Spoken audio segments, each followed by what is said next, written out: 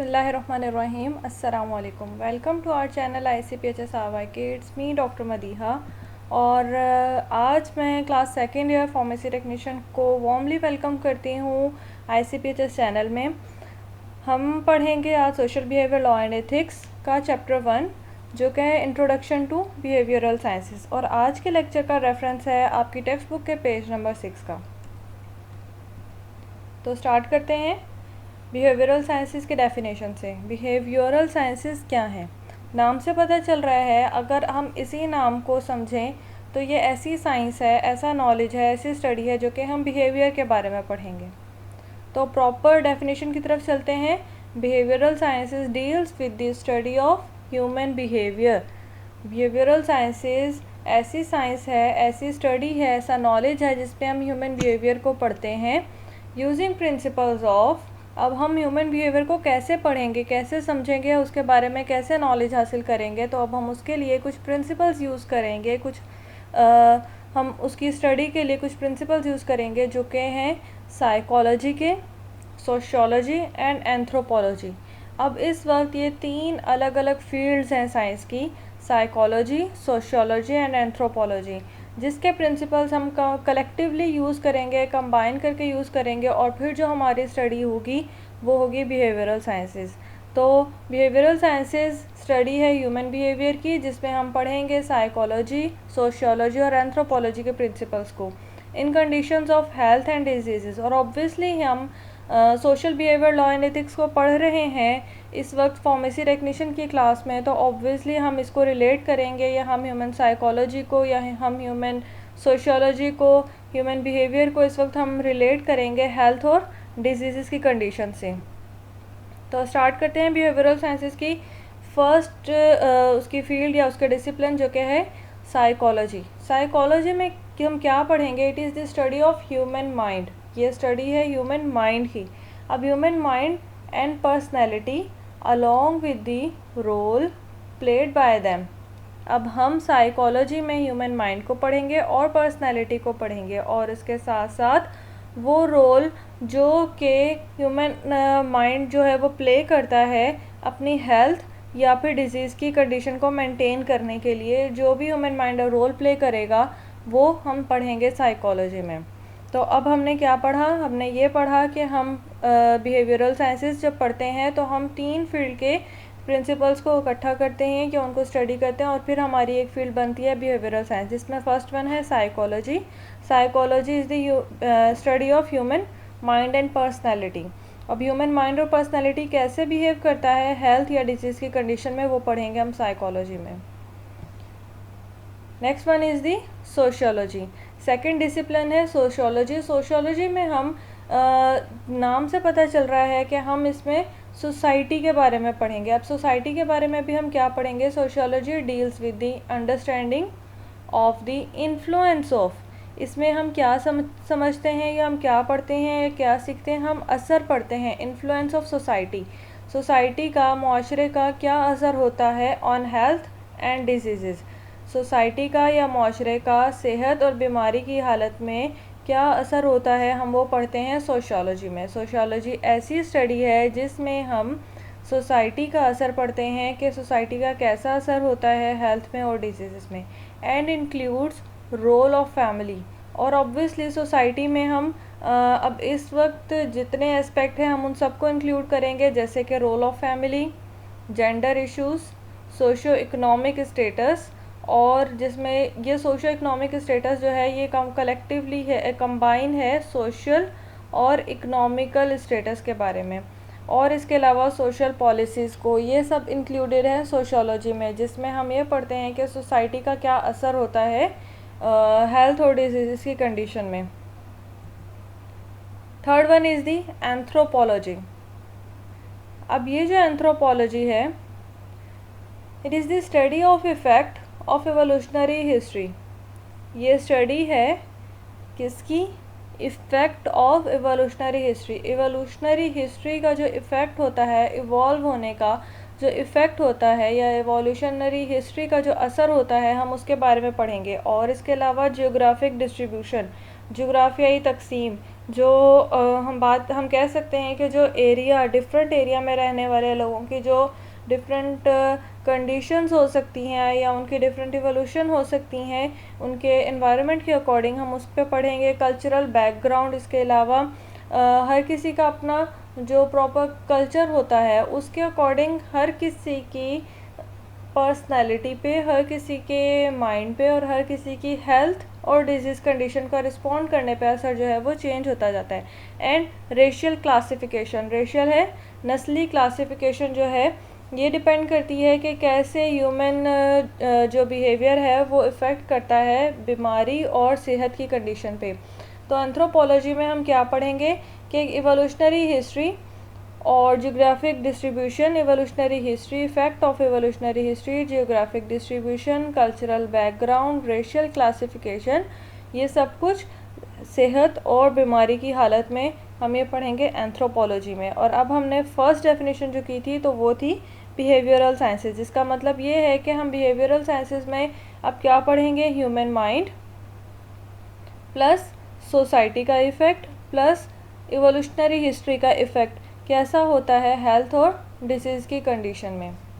अब इम्पॉर्टेंस क्या है बिहेवियरल साइंसेस की? बिहेवियरल साइंस की इम्पॉर्टेंस ये है, हम इसको पढ़ क्यों रहे हैं, इसकी अहमियत क्या है। तो behavioural sciences adds to the knowledge of physician and helps in practising holistic medicine. Behavioural science हमने क्यों पढ़ा? क्योंकि ये फिजिशियन के नॉलेज में इजाफा करेगा और इसके अलावा उसको हॉलिस्टिक मेडिसिन प्रेस्क्राइब करने में मदद देगा। हॉलिस्टिक कहते हैं मजमूई।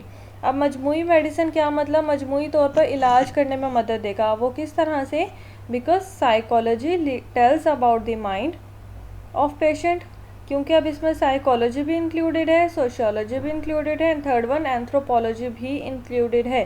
तो साइकोलॉजी जो है वो ह्यूमन माइंड के बारे में बताएगी, पेशेंट के माइंड के बारे में बताएगी और कि वो उसका माइंड सेटअप कैसा है या मेंटालिटी कैसी है या सोच कैसी होगी या पर्सनालिटी इफ़ेक्ट क्या होगा हेल्थ और डिजीज़ की कंडीशन में। प्लस सोशियोलॉजी के बारे में हम पढ़ेंगे तो हम बिहेवियरल साइंस को सही से समझ सकते हैं। सोशियोलॉजी में हम ये पढ़ेंगे कि उसकी सोसाइटी कैसी है, उसके आसपास के लोग कैसे हैं जिनकी वजह से पेशेंट की सेहत या बीमारी पे जो असर होगा। और थर्ड वन है एंथ्रोपोलॉजी। ऑब्वियसली हमने अभी अभी पढ़ा कि एंथ्रोपोलॉजी क्या है। इसमें हम वो स्टडी करते हैं जो कि एवोल्यूशन के बाद, एवोल्यूशनरी हिस्ट्री के बाद की वजह से ह्यूमन के जो बिहेवियर पे असर होता है हेल्थ और डिजीज़ की कंडीशन में, तो वो हम एंथ्रोपोलॉजी में पढ़ेंगे। तो जब हम ये तीनों फील्ड के प्रिंसिपल्स को कलेक्ट कर लेंगे तो इसकी वजह से क्या होगा, हमारे पास जो स्टडी आएगी वो होगी बिहेवियरल साइंस। और जब हम बिहेवियरल साइंस को पढ़ेंगे तो इसकी वजह से ये होगा कि जो पेशेंट है वो उसके लिए जो सही से मेडिसिन है वो प्रेस्क्राइब करने में मदद मिलेगी। And anthropology illustrate the evolution of human spirit. तो इम्पॉर्टेंस क्या है इसकी? इम्पॉर्टेंस बिहेवियरल साइंसेस की इतनी है कि ये फिजिशियन का नॉलेज बढ़ाएगी और उनको हेल्प करेगी हॉलिस्टिक मेडिसिन प्रेस्क्राइब करने में। Next term is the social behaviour. अब सोशल बिहेवियर क्या है? पहले हमने पढ़ा बिहेवियरल साइंसेस, अब हम पढ़ रहे हैं सोशल बिहेवियर। और इससे रिलेटेड हमने एक और टर्म पढ़ा पहले, वो था सोशियोलॉजी। अब हम कह रहे हैं social behaviour. The behaviour directed toward society, ये बिहेवियर डायरेक्टली सोसाइटी की तरफ रिप्रेजेंट करता है, सोसाइटी की तरफ इशारा करता है। और taking place between members of same species, और इसके अलावा ये सेम स्पीशीज़ के बीच में सेम स्पीशीज़ के बीच में जो इंटरेक्शन है, उनके बीच में जो ताल्लुक़ है उसको बताता है। तो सोशल बिहेवियर क्या है? बिहेवियर डायरेक्टेड टुवर्ड सोसाइटी और taking place between member of same species, same species के बीच में ह्यूमन के बीच में जो इंटरेक्शन है उसको शो करेगा। तो ये सोशल बिहेवियर है कि सेम स्पीशीज़ एक दूसरे के साथ किस तरह से इंटरेक्ट करते हैं, एक दूसरे के साथ कैसा ताल्लुक़ कायम करते हैं। तो ये वो है सोशल बिहेवियर में।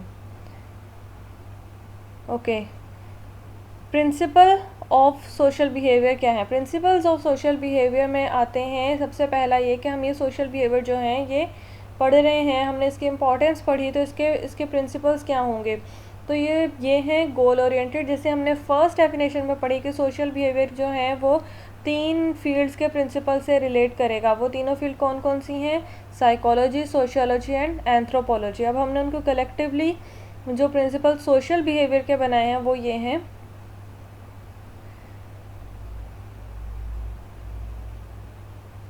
Goal oriented. अब हम ये जो पढ़ेंगे तो ये गोल ओरिएंटेड होना चाहिए, ये इसका कोई ना कोई ख़ास मकसद होना चाहिए। सोसाइटी में जो लोग आपस में एक दूसरे के साथ बिहेव करेंगे उनका कोई ख़ास मकसद होता है जिसकी वजह से वो एक दूसरे से कोई ख़ास तरीके से बिहेव करते हैं। Second one is the represents interaction between person and the situation. इसके अलावा जो सोशल बिहेवियर है वो पर्सन और सिचुएशन के बीच में इंटरेक्शन को रिप्रेजेंट करता है कि कैसी सिचुएशन होती है, गुस्से की सिचुएशन है या एक्साइटमेंट की सिचुएशन है या सैड सिचुएशन है, तो उसके अकॉर्डिंग जो है वो पर्सन बिहेव करेगा या पर्सन जो है वो रिप्रेजेंट करता है या जाहिर करता है अपनी सिचुएशन को। Third one is the its goal is to function at different level. अब सोशल बिहेवियर जो है ये डिफरेंट लेवल पे फंक्शन करती है, जैसे डे टू डे, दिन ब दिन, करंट, ख़ास उसी वक्त उस कंडीशन की जो हालत होती है उसमें अलग से बिहेवियर होता है, और लॉन्ग टर्म बिहेवियर जो है वो डिफरेंट होगा।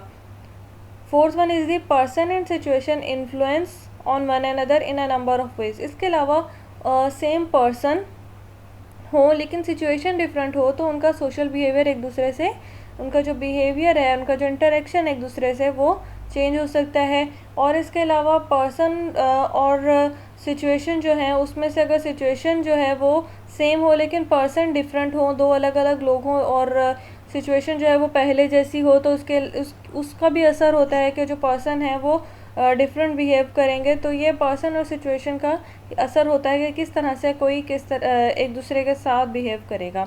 Last one is the community and different organisation level. और इसके अलावा कम्युनिटी में या ऑर्गेनाइजेशन लेवल जो होगा अगर वो डिफरेंट होगा तो वो भी उसका भी असर होता है सोशल बिहेवियर पे, वो भी इम्पैक्ट करता है सोशल बिहेवियर पे, एक दूसरे के साथ बिहेव करने पे। ऑर्गेनाइजेशन लेवल अगर डिफरेंट होगा तो वो भी इफ़ेक्ट करेगा। अब ऑर्गेनाइजेशन लेवल कैसे, सिंपल ही एग्जांपल है कि आप घर में अपने सिबलिंग्स के साथ किस तरह से बिहेव करते हो, अपने पेरेंट्स के साथ किस तरह से बिहेव करते हो। आपके पेरेंट्स आपके साथ कैसे बिहेव करते हैं, और वो अपने ही लेवल के या अपने ही जो उनके आप कह सकते हो कि जो अपने एज फेलोज़ या अपने लेवल के जो लोग हैं उनके साथ किस तरह से बिहेव करते हैं। तो ये कम्युनिटी जो है और ऑर्गेनाइजेशन लेवल जो है वो डिफरेंट होता है। नेक्स्ट वन इज़ दी, इस स्लाइड में ये जो प्रीवियस हमने 5 ये प्रिंसिपल्स पढ़े हैं आप इसको पढ़ोगे। इसमें सबसे पहला है गोल ओरिएंटेड। अगर आपने ये पिक्स याद कर ली तो आपको जो पूरे इसके ये जो प्रिंसिपल्स हैं वो याद हो जाएंगे। First one is the goal oriented. आपका कोई ना कोई मकसद होता है किसी से बिहेव करने का, ठीक है। कोई बात होती है जिसकी वजह से आप किसी से जिस तरह से बिहेव करते हो तो उसके लिए कोई ना कोई ख़ास गोल होगा। Second one is the interaction, और इसके अलावा ये इंटरेक्शन होता है लोगों को आपस में, ये इंटरेक्शन जो है वो रिप्रेजेंट करता है। थर्ड वन इज़ दी, ये डिफरेंट लेवल का होता है, ये डे टू डे अलग हो सकता है, ये जैसे हमने बात की लॉन्ग टर्म अलग हो सकता है। तो जैसे फैमिली में लॉन्ग टर्म बिहेवियर होता है, लॉन्ग टर्म इंटरेक्शन होता है, फ्रेंड्स हैं तो इसके साथ साथ जैसे बिज़नेस है या फिर एजुकेशन है तो स्टडीज़ हैं, ये सब जो हैं ये इफ़ेक्ट करते हैं लेवल पे। Fourth one is the influence of person and situation, और इसके अलावा जैसे हमने बात की कि पर्सन और सिचुएशन जो है वो इन्फ्लुएंस करती है। जैसे कि हम बात करें तो फ्रेंड्स में सेम सिचुएशन हो लेकिन अगर आप अपने फ्रेंड से सेम सिचुएशन में बात करो तो वो कोई और तरीका होगा बात करने का या बिहेव करने का। इसके अलावा अगर सिचुएशन वही हो लेकिन उसी सिचुएशन में आप अपनी फैमिली मेम्बर से बात कर रहे हो या अपने पेरेंट्स से बात कर रहे हो तो वो कोई और तरीका होगा आपके बात करने का या आपका अपना मैसेज कन्वे करने का। या अगर आपके पेरेंट्स उसी सिचुएशन में आपसे बात कर रहे हैं तो उनका कोई और तरीका होगा, या अगर वो आपस में बात करें तो उनका कोई और तरीका होगा।